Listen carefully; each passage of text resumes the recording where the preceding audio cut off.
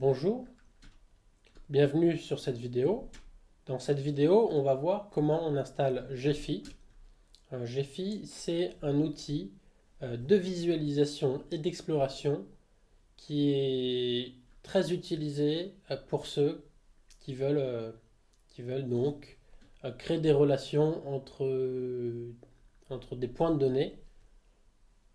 Euh, Ça veut dire quoi dans la réalité? Ça veut dire que par exemple, vous êtes sur Twitter et vous voulez déceler les relations entre les individus. Donc vous allez télécharger par exemple les abonnés de quelqu'un et les abonnés des abonnés. Et vous allez voir qui sont les personnes en relation avec qui ou en fonction des différentes couches des réseaux. Voilà, bon, on ne va pas aller plus dans le détail car il s'agit ici simplement d'une installation. Donc, concernant l'installation, moi, comme je suis sur Linux et principalement sur Kali Linux, euh, je vais vous montrer comment on peut installer Gephi sur les systèmes Linux. Ça fonctionne dans la plupart des cas pour tous les Linux. Donc, la première chose que l'on doit faire, c'est d'aller sur l'URL gephi.org. Voilà. Et cliquer sur le lien Download Gephi. Donc là, on voit les différentes releases, c'est-à-dire les différentes versions. Et, euh, et pour que les différentes versions soient.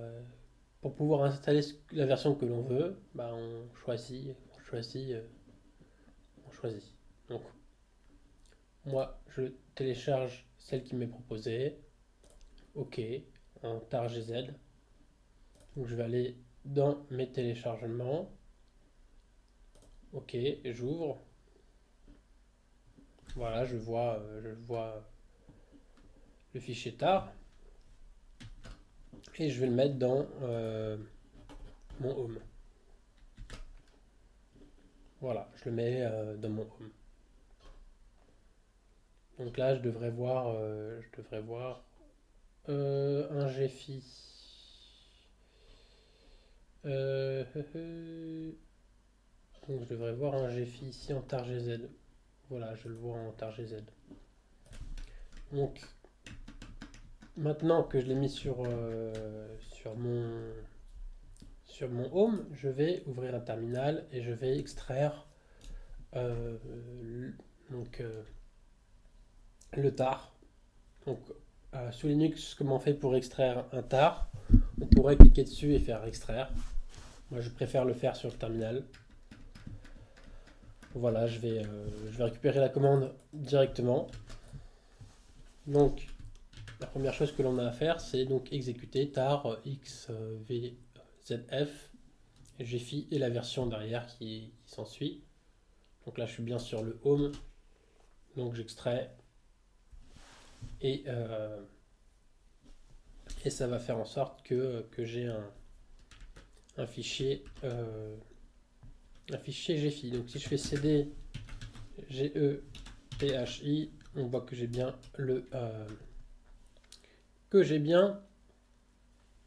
le dossier.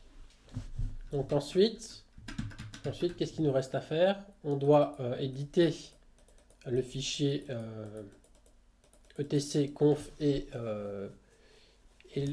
le fichier jdk home. Ces deux fichiers de configuration. Pourquoi il faut les éditer? Parce que par défaut, Gephi peut bugger et il faut préciser le chemin. euh, le chemin. Donc, si vous voulez plus de détails, il y en a sur GitHub. On va aller sur Gephi GitHub. Voilà, vous pouvez aller dessus. On aurait pu cloner le projet probablement aussi.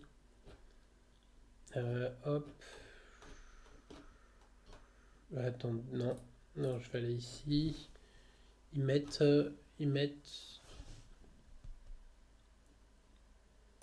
les installations ici. Donc là, ils mettent en fonction des des différents systèmes d'exploitation, Mac OS X, Linux et Windows. Windows, le XE, donc ça c'est facile. Mais pour tous les systèmes, il faut faire attention de bien avoir installé JRE. C'est la version. En fait, il faut installer Java au préalable sur la machine et pour pouvoir lancer le logiciel, quoi. Donc, euh, pour JRE, donc vous pouvez très bien taper sur Google ici, install JRE Linux. Voilà, si vous l'avez pas.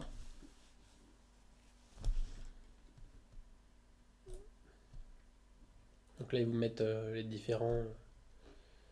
C'est quoi les différences entre JRE, JDK et OpenJDK? En fait, donc là, c'est ce qu'on utilise en général pour pouvoir lancer des logiciels sous Linux et sur Windows avec Java. Je vous invite à faire un petit tour sur l'article ici. C'est assez intéressant. Voilà. Donc là, il y a les lignes de commande pour pouvoir les installer directement sur le terminal. Donc vous pouvez voir ce qui est installé comme ça en cliquant ici et là. Voilà, Java version. Voilà, OpenJDK est installé ici. Donc pour moi, c'est bien. Et JRE, OK. Donc vous copiez-coller. Moi, j'ai déjà installé.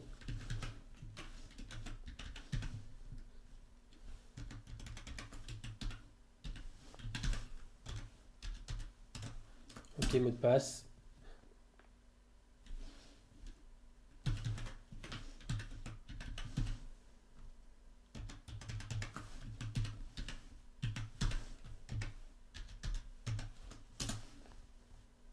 Voilà, on voit que j'ai déjà installé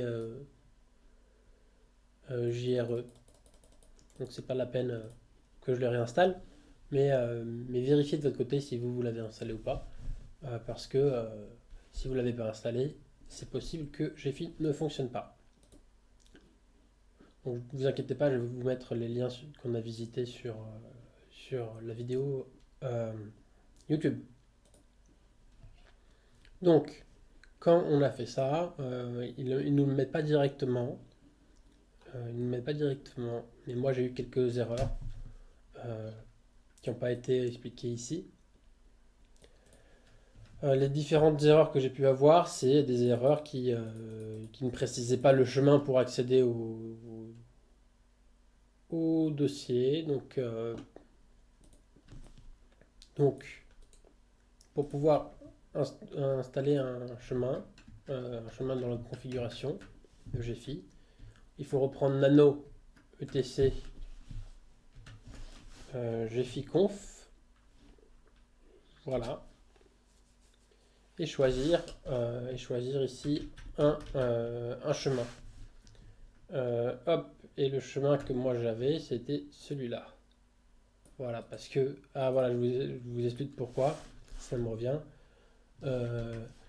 En fait, le chemin qu'il faut mettre pour GFI, c'est une version antérieure de Java, parce qu'on est, on est, on est aujourd'hui, je crois, à la 10 et GFI fonctionne que sur la 8. Donc si vous ne mettez pas la version antérieure, bah, votre logiciel GFI ne fonctionnera pas, en tout cas sous Linux. Ok, donc là on sauvegarde. Ok, et tout devrait être bon. Et maintenant il ne nous reste plus qu'à lancer le programme. Pour lancer le programme, il faut prendre cette petite ligne ici, bin GFI. Voilà. Donc je fais un petit espace encore pour que ce soit plus clair. Et on devrait avoir GFI qui se lance.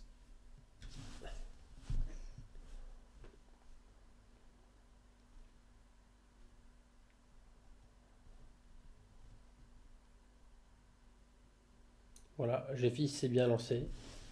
Euh, Normalement, il n'y a pas de problème. C'est un peu long à charger selon les ordinateurs. Euh, donc là, on peut faire un nouveau projet. Et on verra les bases de GFI dans une prochaine vidéo. Voilà, j'espère que cette vidéo, ce petit tuto d'installation de GFI vous a été pratique. Sur ce, je vous souhaite une très bonne